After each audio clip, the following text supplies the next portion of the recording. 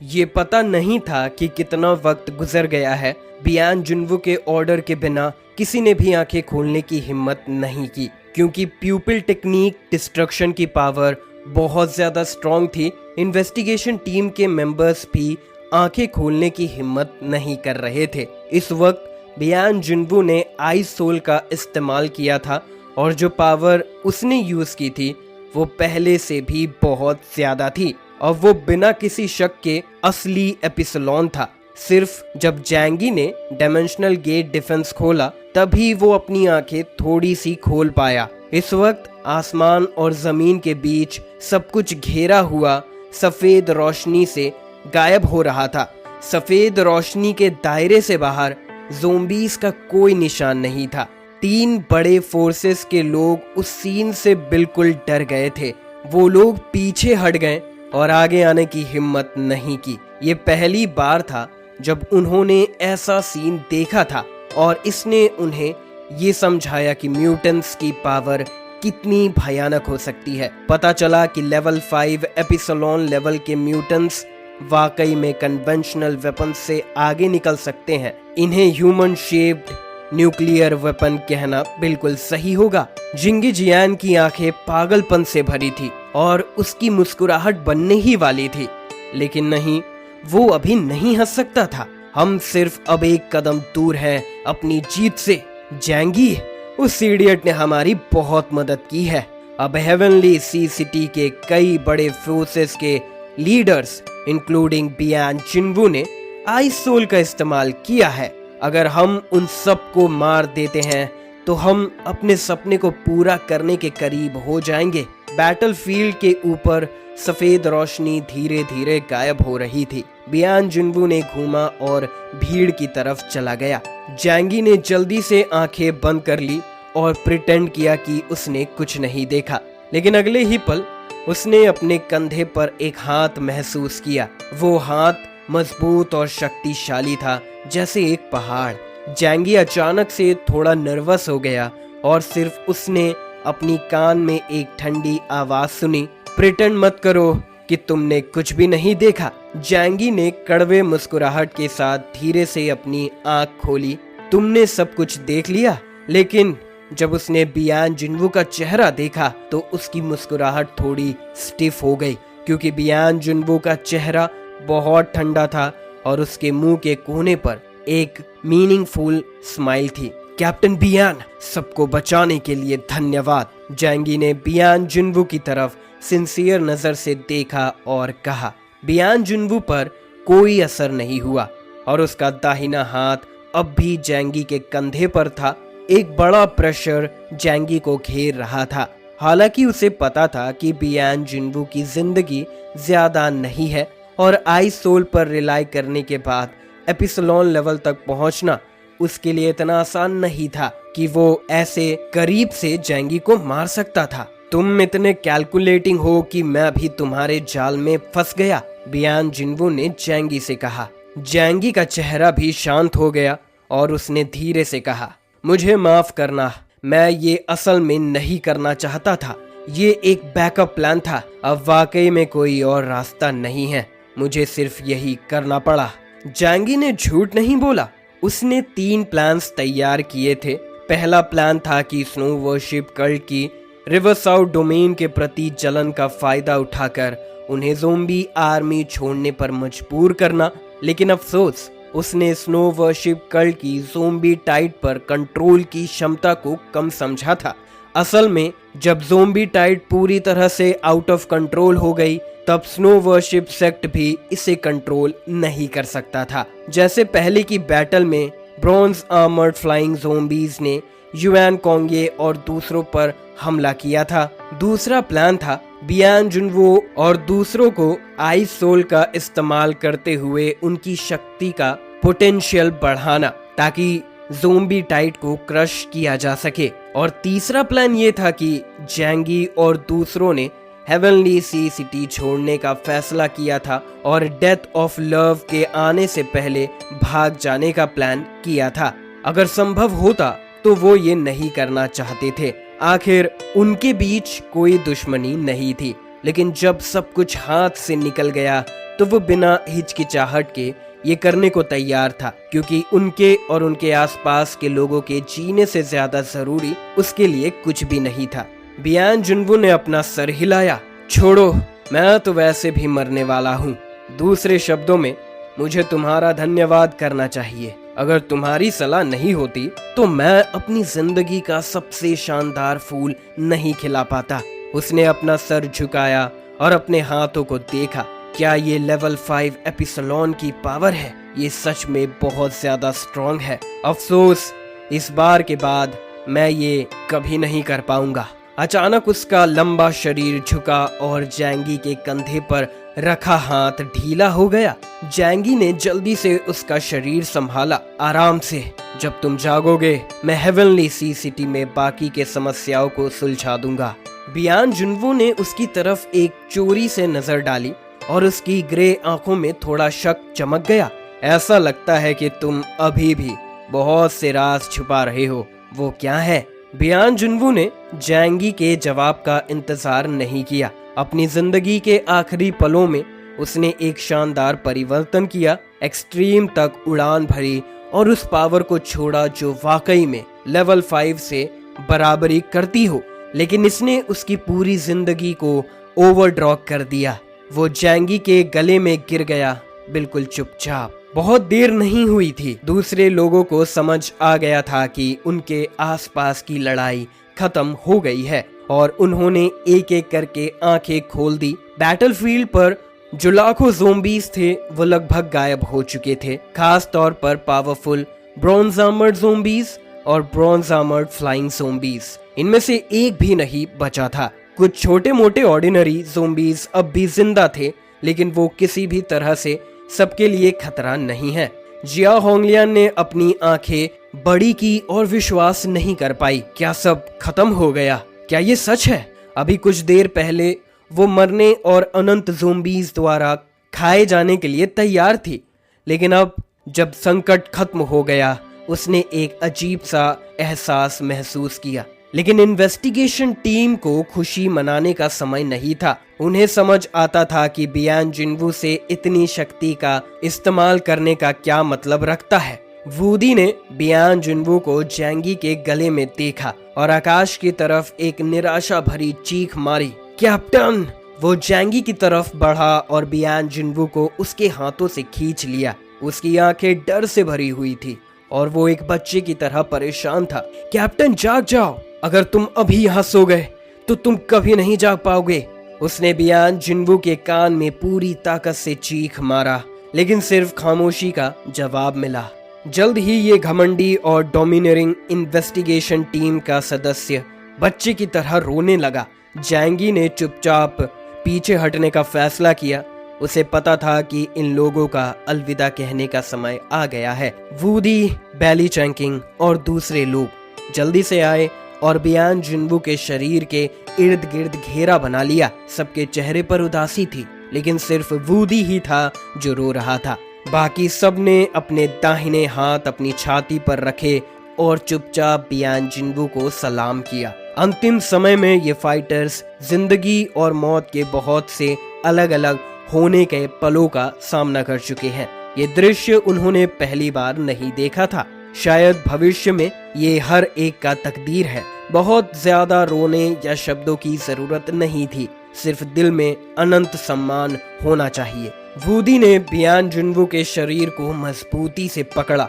हालांकि उसने जैंगी की तरफ पीठ की हुई थी, जैंगी फिर भी देख सकता था कि उसके कंधे लगातार कांप रहे हैं। ऐसा लगता है कि उसका बियान जुनवू के साथ कोई खास रिश्ता था। एक के बाद एक वेदिंग हाई, शिंगटियान, जिंगीजियान और दूसरे लोग जो पहले दूर थे वो लोग सीन पर आ गए।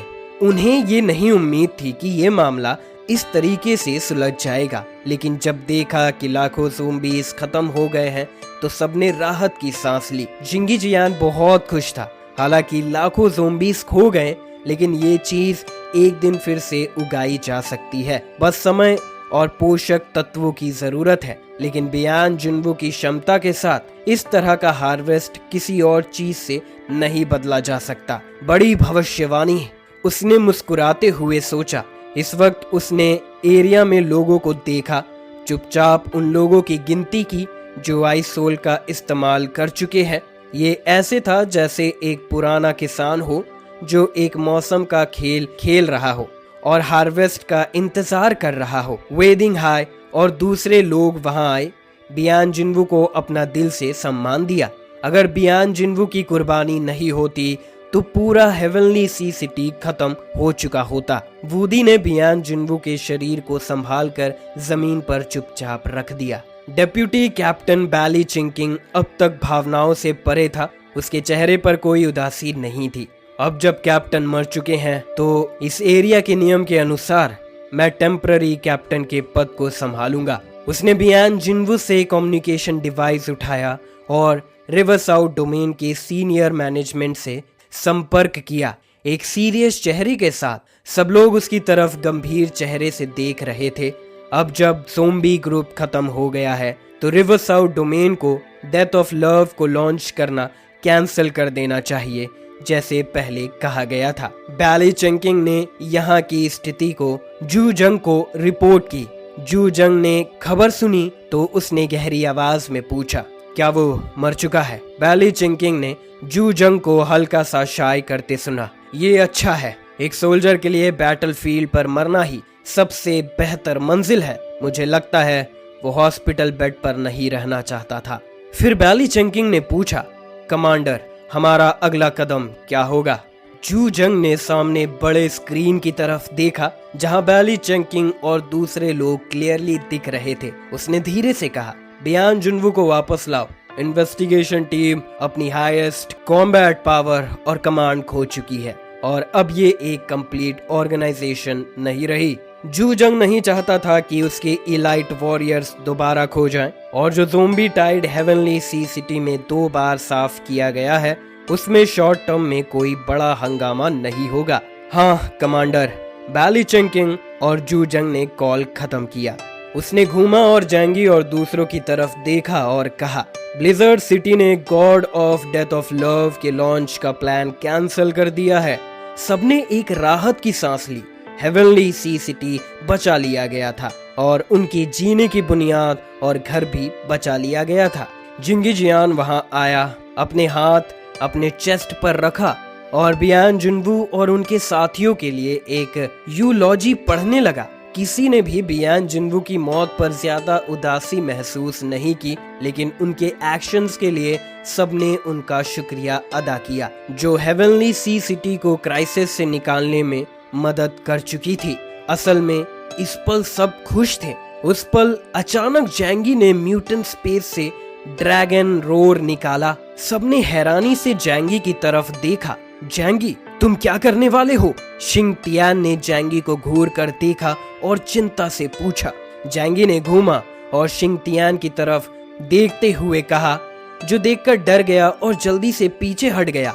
जैंगी क्या तुम मुझ पर हमला करने वाले हो? जैंगी तुरंत लाइट स्पीड से मुड़ता है और अपने एडमेंटियम मेटल के बने इंडेस्ट्रक्टिबल स्वॉर्ड से, जो ऐसे भी किसी भी चीज को कट थ्रू कर सकता था, लेकिन जैंगी के पावर से ये और भी ज्यादा खतरनाक बन चुका था। उसने बड़े चालाकी से जिंगी जियान को स्टैब कर दिया। जिंगी जियान के फेस पर स्माइल गायब हो जाता है और वो अपने चेस्ट में स्टैब हुई स्वॉर्ड को देखता है। वो बहुत कंफ्यूज हो जाता है। उसे समझ ही नहीं आया कि ऐसा कब हुआ। फिर तुरंत ही वो समझ गया। उसने जैंगी के स्वॉर्ड को शिंग टियान की तरफ स्विंग करते हुए देखा था, लेकिन वो मिड एयर में ही गायब हो गया था। जैंगी फिर अपने स्वॉर्ड को पुल करता है। ब्लड की वजह से वो ब्लेड और भी भयानक दिख रहा था। जिंगी जियान अचानक जमीन पर गिर गया और उसका छाती लहू से लाल हो गया। जैंगी तुम क्या कर रहे हो? जिया होंगलियान ने गुस्से से कहा। बाकी सब जैंगी की तरफ देख रहे थे। उनकी आंखें सतर्क थी। हालांकि उनका पिछले समय में स्नो वर्शिप सेक्स से बुरा रिश्ता था, लेकिन अब वो सब एक ही कश्ती में थे और उन्होंने अभी ज़ोंबी टाइड को हराया था। ये खुशी का वक्त होना चाहिए था, लेकिन जैंगी ने चुपके से किसी को मार दिया, जो सच में नफरत का काम था। बैली चिंकिंग और इन्वेस्टिगेशन टीम के दूसरे सदस्य शर्मिंदा होकर देख रहे थे, लेकिन कुछ कह नहीं पा रहे थे। वो हेवनली सी सिटी के लोकल फोर्सेस के बीच के झगड़े में शामिल नहीं होना चाहते थे। जिंगिजियान ने अपना सर उठाया और जैंगी को घूर कर देखा। स्नो वर्शिप सेक्ट के प्रीस्ट ने जिंगिजियान को अपने पीछे रखा। उनके चेहरे गुस्से से भरे हुए थे और फिर उन्होंने जैंगी से जान की लड़ाई की पोस्चर बनाई। लियांग यू और दूसरे भी जैंगी के साथ खड़े हो गए, किसी भी समय लड़ने के लिए तैयार। स्नो वर्शिप सेक्ट का हांग चांग सबसे ज्यादा भड़का हुआ था। वो अपने दांत निकालकर आगे बढ़ने ही वाला था, लेकिन लियांग यू ने अपनी लंबी तलवार खींच ली और तलवार की ठंडी रोशनी देखकर हैंग चांग रुक गया और गुस्सा हो गया। तुम्हें तो मैं ही मारूंगा, हैंग चांग ने चीखा। वहां का माहौल टेंस हो गया था और लग रहा था कि कोई बड़ी लड़ाई होने वाली है। शिंग तियान, शिया होंगलियान और वेदिंग हाई ने जैंगी को नाराजगी से देखा। जैंगी, तुम क्या कर रहे हो? जिंगिजियान ने फिर पूछा। जैंगी का अटैक बहुत तेज था और वो उसके शरीर को काफी इंजर्ड कर चुका था। हालांकि वो हेवनली सी सिटी का टॉप आदमी है, जिंगिजियान की एबिलिटी टेलीकिनेसिस है और उसका शरीर आम लोगों से ज्यादा मजबूत नहीं है। इस वक्त उसका सीना चीर दिया गया और उसके पास लड़ने की ताकत नहीं थी। तो अगर ये लड़ाई होती है तो उनके लिए बहुत नुकसान हो सकता है। सबको पता था कि जैंगी की टीम की कॉम्बैट इफेक्टिवनेस कितनी स्ट्रॉन्ग है। वेदिंग हाई भी काफी चिंता में था और जैंगी की तरफ देख रहा था। जैंगी, तुम्हें इस बात का एक्सप्लेनेशन देना होगा, नहीं तो हम चुप नहीं बैठेंगे। हालांकि उन्हें स्नो वर्शिप कल्ट के लोगों की जिंदगी या मौत का परवाह नहीं है, लेकिन जैंगी का तरीका बहुत ही खतरनाक है।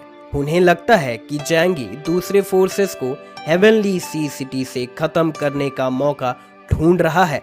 उन्हें संभल कर रहना पड़ेगा। जैंगी ने अपने लॉन्ग स्वॉर्ड को अपने हाथ में पकड़ा हुआ था और उसके मुंह के कोने पर एक स्माइल थी। हालांकि वो एंगल ठीक से पकड़ नहीं पाया क्योंकि अभी अभी डबल डोर अटैक हुआ था, जिसकी वजह से जिंगिजियान का दिल सीधा नहीं चीर पाया।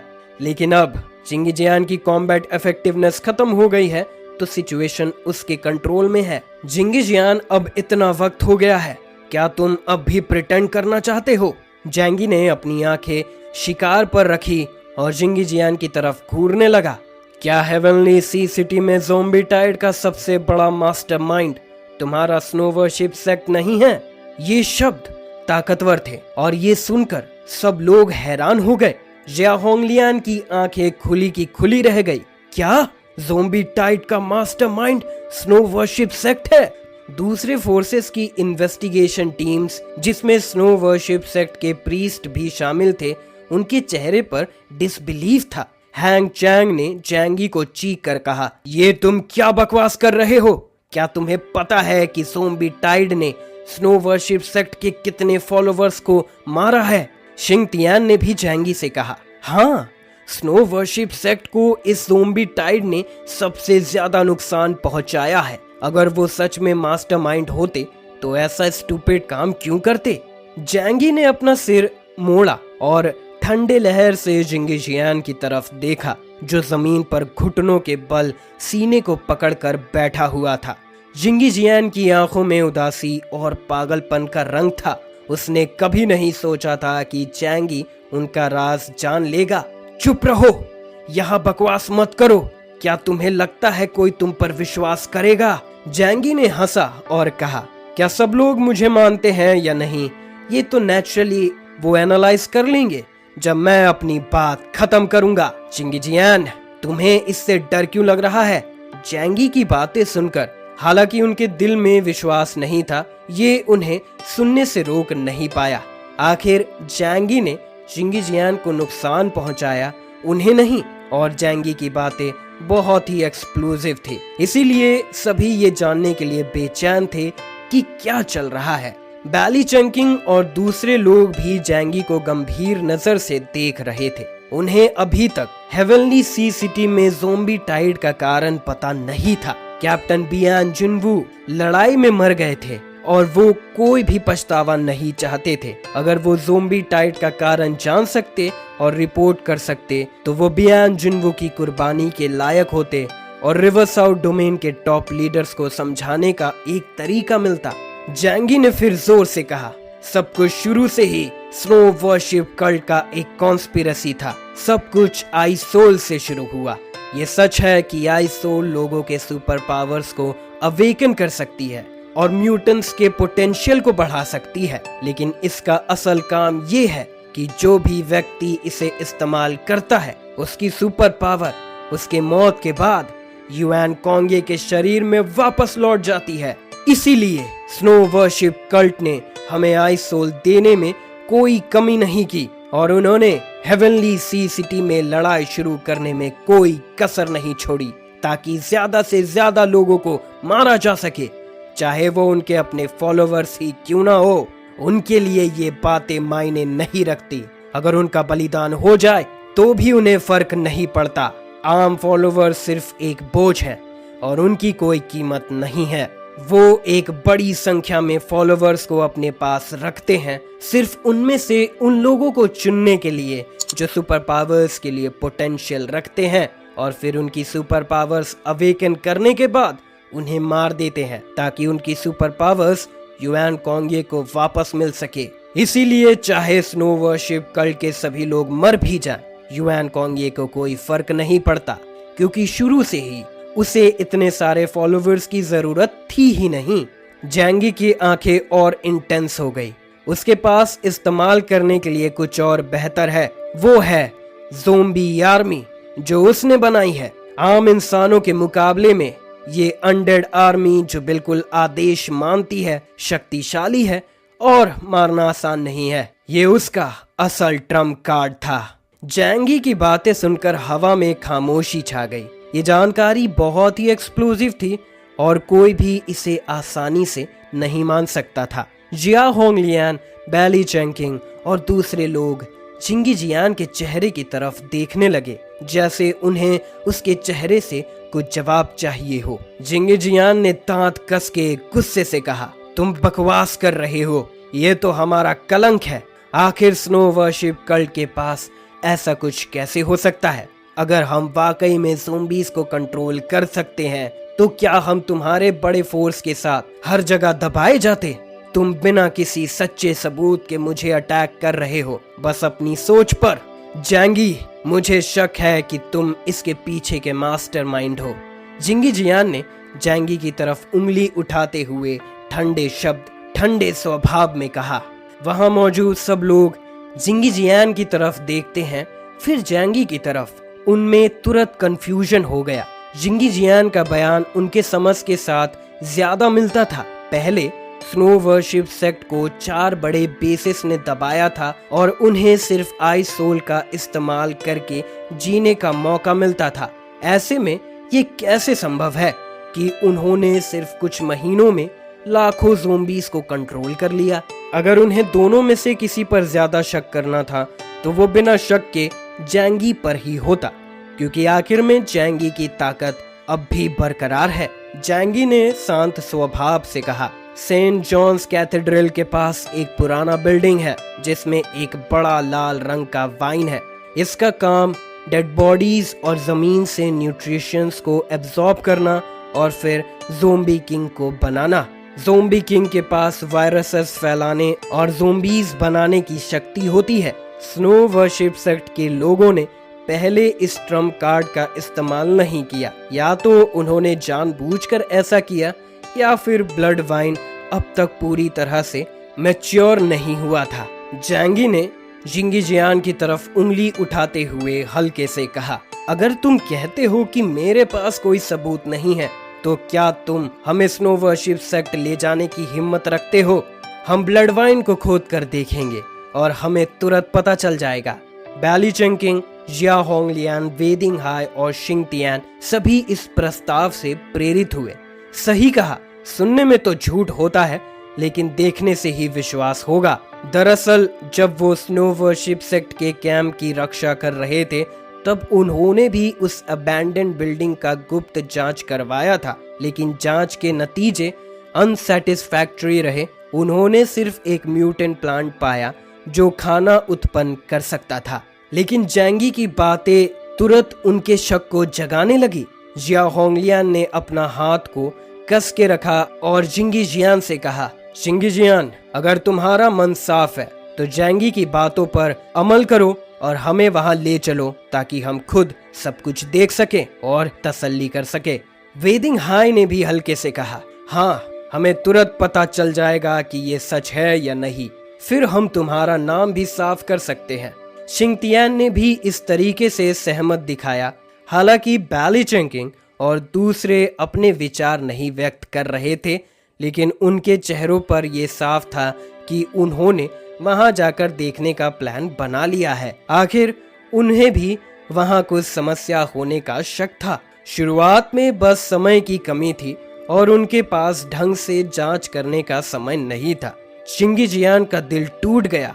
वो अपने सीने के तीखे दर्द को सहते हुए जैंगी से कहता है, अगर तुम्हें वहां कुछ नहीं मिलता तो तुम इस बात को कैसे समझाओगे? तुम मुझे बेकार में नहीं छेड़ सकते। जैंगी ने अपनी मुंह के कोने पर एक मुस्कुराहट लाते हुए कहा, अगर तुम्हें साफ पाया गया और मैंने गलत अंदाजा लगाया है तो तुम मेरे साथ लड़ सकते हो। जिंगी जियान गुस्से से भर गया। जैंगी का व्यवहार बहुत ही बेपरवाह था, लेकिन उसके पास कोई और रास्ता नहीं था। उसके आसपास के दूसरे फोर्सेस भी नहीं समझते थे कि जैंगी ने कुछ गलत किया है। आखिर ऐसी दुनिया में शक करना, मारधाड़ और लूट कोष्ट आम बात है।